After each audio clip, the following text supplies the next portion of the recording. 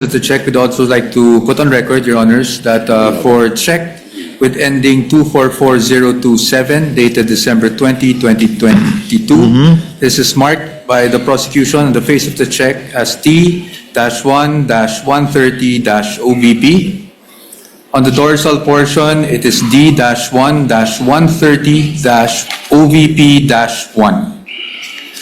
For the second check, dated January 31, 2023, ending with 244053. On the face of the check, this is marked as D-1-131-OVP. Dorsal portion is marked as D-1-131-OVP-1.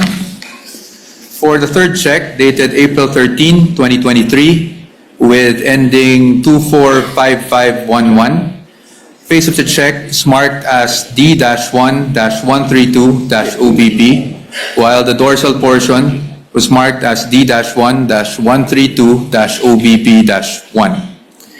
The fourth and last check, ending 245664, dated July 13, 2023. The face of the check was marked as D-1-133-OBP, while the dorsal portion was marked as T-1-133-OBP-1. That is all, Your Honors. Again, nothing to cross from our end. Yeah. Just to correct you, the check ending in 5511 is dated April 18. Correct, Your Honor. April 18, 2023. No, you mentioned 13 earlier. I stand according corrected, Your Honor. So it's 18. Yes, 18, Your Honor. Thank you.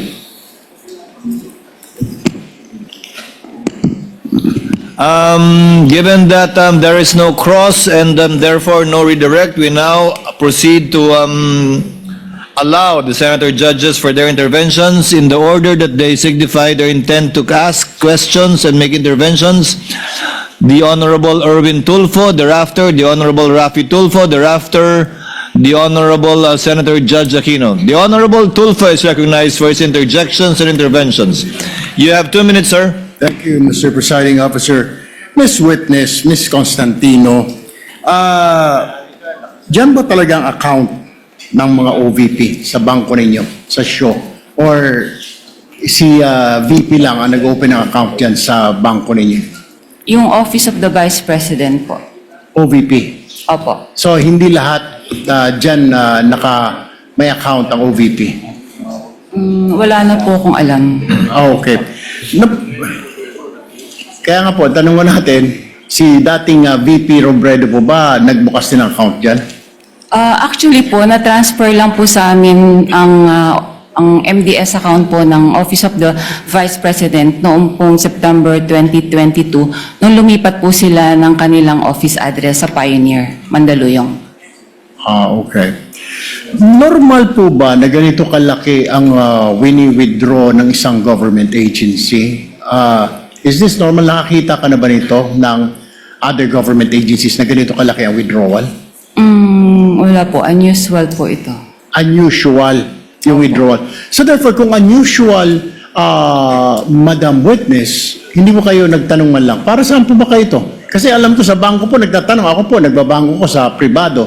Natatanong po yung staff ko, para saan ba gagamitin ni Sir ito, ni Sir? Hindi na ba ninyo tinatanong? Kasi po may advice naman po siya.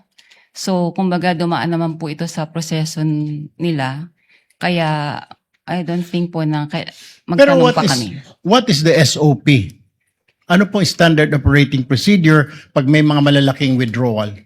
Or exempted pag mga government agency, lalo po't mga matataas na ahensya ng pamahalaan? Wala na pong exemption. Kaya lang po itong sa particular na transaction po ng OVP, bali meron naman po kasi silang fino-forward na advice po sa branch. Okay. Alam niyo po ba na ito ay for intelligence fund, yung wini-withdraw? Hindi po. Hindi niyo po alam na Intel fund ito. Opo. Pero nagduda po kayo sa ganitong kalaking halaga. Is that correct? Sa personal opinion namin sa bangko, parang syempre po, saan kaya gagamitin po yung yung cash na to? So, pero hindi naman po namin tinanong na. Kasi may advice naman po siya. Okay, panghuli na lamang po, Madam Witness. May other agencies pa ba na may account sa inyo?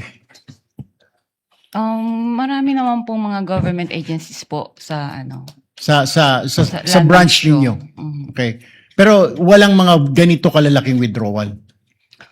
So far po kasi na-convert na po lahat kasi sila sa mga online system like yung sa ATM payroll. So hindi na po ganyang kalalaki mga withdrawals po nila. Thank you, Madam Witness. Thank you, Presiding Officer. Thank you, Senator Judge Erwin Tulfo. Senator Judge Rafi Tulfo is recognized. You may proceed, sir, when you're ready for interjections and interventions. You have 2 minutes, sir.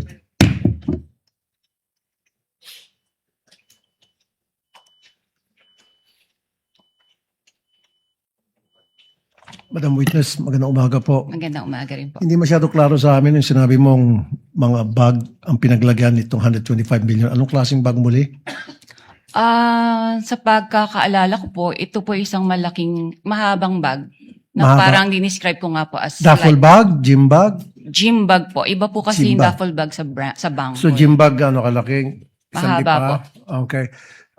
Ayon sa BSP, ang 1 million approximately 1 kilo. So that's 125 million. So si Gina lamang ang nagbitbit ng 125 kilos palabas ng bangko? Ang alam ko pong assistance po na naalala ko po ay nag-provide po kami ng trolley. Ng trolley. At Opo. mag-isa lang si Gina. May kasama po sila eh. Hindi ko lang po ma-recall. So ilang duffel bag po ulit? Mga 3 to 4 bags po. I mean, so 3 to 4. Bags. Yung sa 125 Gym bags. million. Gym bags. Dapat sigurado. 3, 4, 5, 6, 7, 8, 9, 10. Kasi kung 125 million at 3 gym bag, yung gym bag, ano lang kalaki yun. Mahaba Mukhang hindi po. mahaba.